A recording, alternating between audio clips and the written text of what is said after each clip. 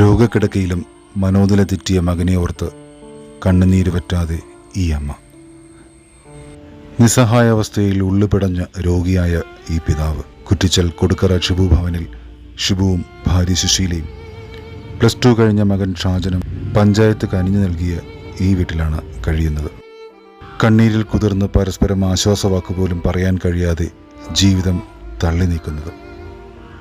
ജോലിയില്ല, ഭക്ഷണമില്ല, മരുന്നില്ല, ഉടുത്തുമാറാൻ പഴകി കീറാറായ വസ്ത്രമല്ലാതെ മറ്റൊന്നുമില്ല.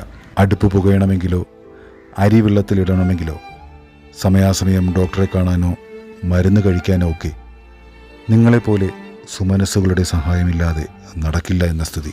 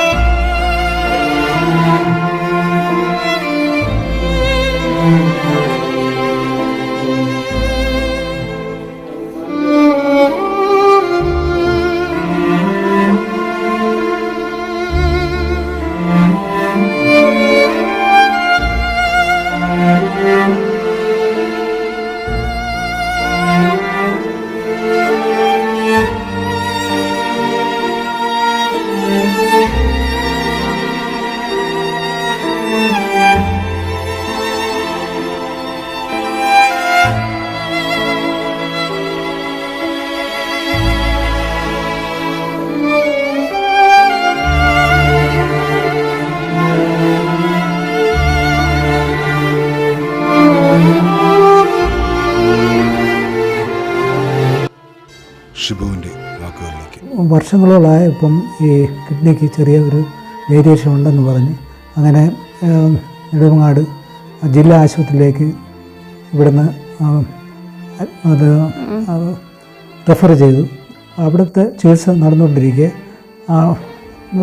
അവിടെ നിന്ന് വീണ്ടും ജനറൽ ആശുപത്രിയിലേക്ക് അത് ട്രാൻസ്ഫർ ചെയ്തു. അങ്ങനെ അവിടുത്തെ ചികിത്സ കിട്ടിക്കൊണ്ടിരുന്നു.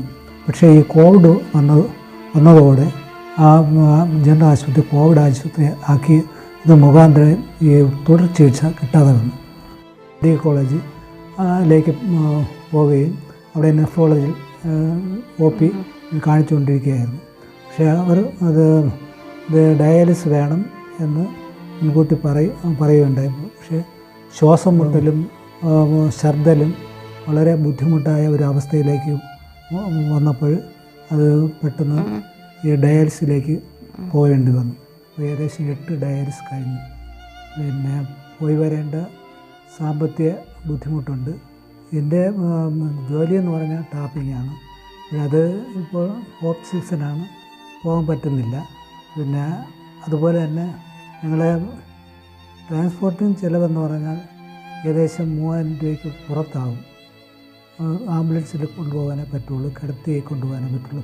കാറിലൊന്നും കൊണ്ടുപോകാൻ പറ്റാത്ത ഒരു അവസ്ഥയാണ്. വരുമാനമില്ല, ചിലവുണ്ട്.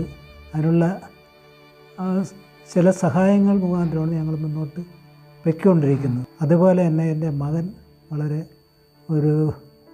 അതായത് ഏകദേശം 3.5 വർഷത്തോളം അവൻ പെട്ടെന്ന് വയലൻ്റ് ആവുകയും കയ്യിൽ കിട്ടുന്നതിനെയൊക്കെ അടിച്ച് പൊട്ടിക്കുന്ന അവസ്ഥയാണ്.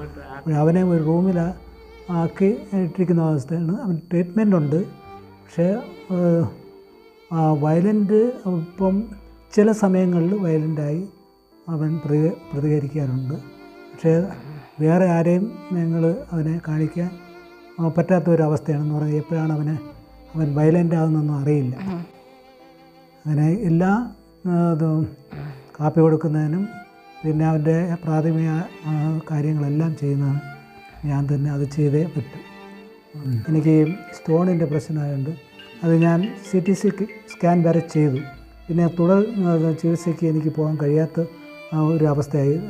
ഇതിനിടയ്ക്കാണ് വൈഫ് സുഖമില്ലാതെ ആശുപത്രിയിൽ ആയിപ്പോയത്. ഭാര്യയുടെയും മകൻ്റെയും ചികിത്സ, വീട്ടുചെലവുകൾ എല്ലാം എങ്ങനെ കണ്ടെത്തണമെന്നറിയാതെ നിറയുന്ന കണ്ണുനീരിനെ ഉടുമുണ്ടിൽ ഒപ്പിയെടുക്കുന്ന ഷിബുവിൻ്റെ നിസ്സഹായാവസ്ഥ ഈ വീട്ടിലെത്തുന്ന ആരുടെയും കരളലിയിപ്പിക്കുന്ന എന്നോട് ഒത്തിരി പേര് പറഞ്ഞു, ഇങ്ങനെ ഷിബു എന്ന് പറയുന്ന ആ ചേട്ടൻ്റെ വൈഫിനെ നിങ്ങളൊന്ന് പോയി കണ്ടു നോക്കണം, എന്തെങ്കിലും ചെയ്യാൻ പറ്റുമെങ്കിലോ ചെയ്യാൻ പറഞ്ഞു. ഞങ്ങൾക്ക് ഇങ്ങനെ COVID-19 വാട്സപ്പ് ഗ്രൂപ്പ് എന്നൊരു ഗ്രൂപ്പുണ്ട്. അതിൽ ഒത്തിരി പേർക്ക് ഞങ്ങൾ സഹായങ്ങൾ ഇന്നും ചെയ്തു വരുന്നു. അങ്ങനെ ഇവിടെ വന്ന് കണ്ടപ്പോൾ കാണുന്ന അവസ്ഥയെന്ന് പറഞ്ഞാൽ കണ്ടപ്പോഴും എൻ്റെ കണ്ണ് നിറഞ്ഞു പോയിട്ടില്ല. ഈ രോഗിയായ അമ്മയെ ഈ താഴെ കുഴി പോലെ കിടക്കുന്ന സ്ഥലമാണ്. ഈ അമ്മയെ അവിടെ ഇറക്കി വേണം 1 or 2 സാധിക്കണമെങ്കിൽ പുറത്ത് കൊണ്ടുപോകേണ്ടത്. ഇത് കാണുന്ന ആരെങ്കിലും ഉണ്ടെങ്കിൽ നിങ്ങൾ ഈ ഷിബു എന്ന് പറഞ്ഞ ചേട്ടനെ, ഈ ഇവരുടെ വൈഫിനെ, അതുപോലെ കുഞ്ഞിനെന്ന് പറഞ്ഞാൽ മാനസികമായി ഒത്തിരി പ്രശ്നങ്ങളുള്ളതാണ്. ഈ അവസ്ഥകൾ നിങ്ങൾ വന്ന് കാണുമ്പോൾ മനസ്സിലാവും. എന്തെങ്കിലും സഹായിക്കാൻ ആർക്കെങ്കിലും പറ്റുമെങ്കിൽ ഈ കുടുംബത്തെ ഒന്ന് സഹായിച്ചാൽ ഏറ്റവും വലിയൊരു നന്മ, ഒരു പുണ്യം നിങ്ങൾക്കും കിട്ടും. ഷിബുവിനെയും കുടുംബത്തെയും നമുക്ക് സഹായിക്കണം. അതിനായി ഇതിൽ കാണുന്ന നമ്പറുകളിൽ വിളിച്ച് നിങ്ങളുടെ സഹായം എത്തിക്കാവുന്നതാണ്.